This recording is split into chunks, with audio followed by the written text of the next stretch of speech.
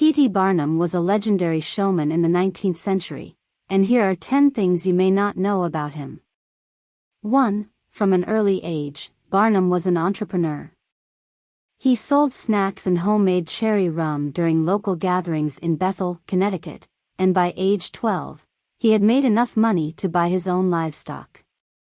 By 21, he owned a general store, a small lottery, and even his own newspaper called the Herald of Freedom.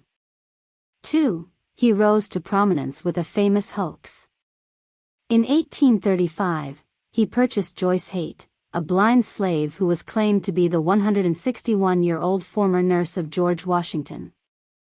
After billing Heth as the most astonishing and interesting curiosity in the world, Barnum put her on display in New York and took her on a tour of New England. The truth about Heth was revealed after her death in February 1836, during a public autopsy that was staged by Barnum for a 50-cent admission fee. It was revealed that she was likely no older than 80.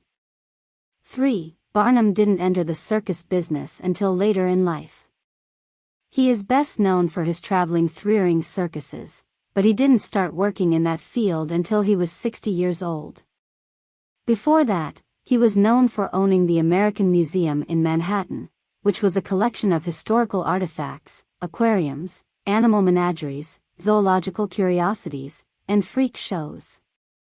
Some of the museum's most notable exhibits included General Tom Thumb, a child dwarf who Barnum brought to meet Queen Victoria of Britain, and the effigy mermaid, which was actually the upper half of a monkey sewn to the bottom of a fish. Barnum started his traveling circus after his museum was destroyed by fire twice. He later partnered with James Bailey in 1881 and the two ran the greatest show on earth.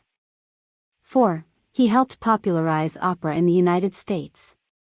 Despite his association with sideshow acts, Barnum also introduced many Americans to high culture. In 1850, he brought European opera singer Jenny Lind to the United States on a tour. Lind was not well known before her arrival, but Barnum cultivated her fame with a media campaign and a nationwide contest to write a song for her to sing on stage. With his help, the Swedish Nightingale became a sensation, and Barnum reportedly made $500,000 from the tour. Lind's popularity helped establish opera as a regular feature in American theaters. 5. Barnum never said, "There's a sucker born every minute." The phrase is often attributed to him, but there is no evidence that he ever said it. The exact origins of the phrase are unclear, but some speculate that one of Barnum's rivals may have said it after seeing crowds lined up for one of his exhibits. Barnum always maintained that his patrons were not suckers, but rather willing participants in his light-hearted pranks and hoaxes. 6. His famous elephant, Jumbo, is the mascot of Tufts University. In 1882, Barnum bought a giant African elephant named Jumbo from the London Zoological Society. The sale caused controversy in Britain, where the animal was a beloved national treasure, but it sparked Jumbomania in the United States. People flocked to Barnum's circus to see Jumbo, and bought Jumbo-themed souvenirs. Jumbo's fame even helped popularize the term jumbo to describe anything large. Tragically, Jumbo was hit by a train and killed in 1885. His stuffed body is on display at Tufts University. 7. He used his circus animals to test the strength of the Brooklyn Bridge. After the Brooklyn Bridge opened in 1883, rumors that it was structurally unsound led to a stampede that left a dozen people dead.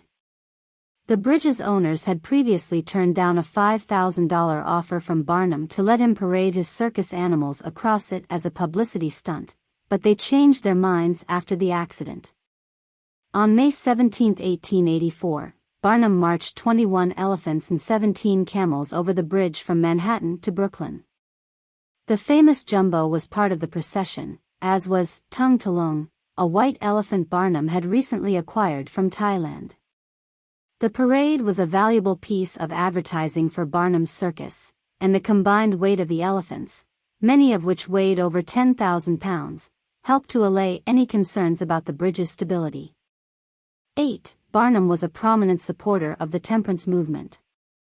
While Barnum used to enjoy wine and scotch in his younger days, he swore off alcohol entirely after attending a lecture by a pro-temperance reverend in the late 1840s. He remained a teetotaler and prohibition advocate for the rest of his life, and gave speeches on the dangers of alcohol. Drinking was prohibited in his American Museum, and visitors to its lecture room could see performances of The Drunkard, a play about alcoholism. Barnum liked to say that both he and his circus animals only drank water, but his famous elephant Jumbo reportedly loved beer and was known for his ability to drink a full keg in one sitting. 9. Barnum also had a career in politics. He first entered politics in 1865 when he was elected to the Connecticut General Assembly as a Republican. Despite previously owning the slave Joice Heth, he quickly became one of the legislature's strongest advocates for African American equality and voting rights. He later ran for the U.S. Congress against a distant relative also named Barnum, but lost in a contentious campaign. After serving as mayor of his adopted hometown of Bridgeport, Connecticut, Barnum returned to the Connecticut legislature in the late 1870s and became a leading advocate for pro-temperance reforms and the abolition of the death penalty. 10. He spent years writing and updating his autobiography.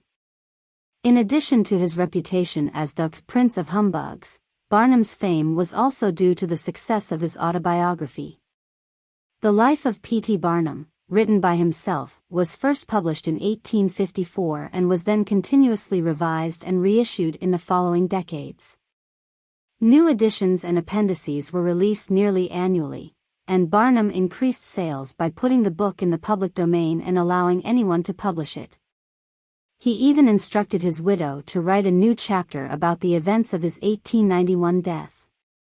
The book sold over 1 million copies during Barnum's lifetime. I wish to give my parting thanks to the British public and to assure them that I shall ever gratefully cherish most pleasant memories of their kindness and hospitality, even higher than the pecuniary success with which they have caused my efforts to please them.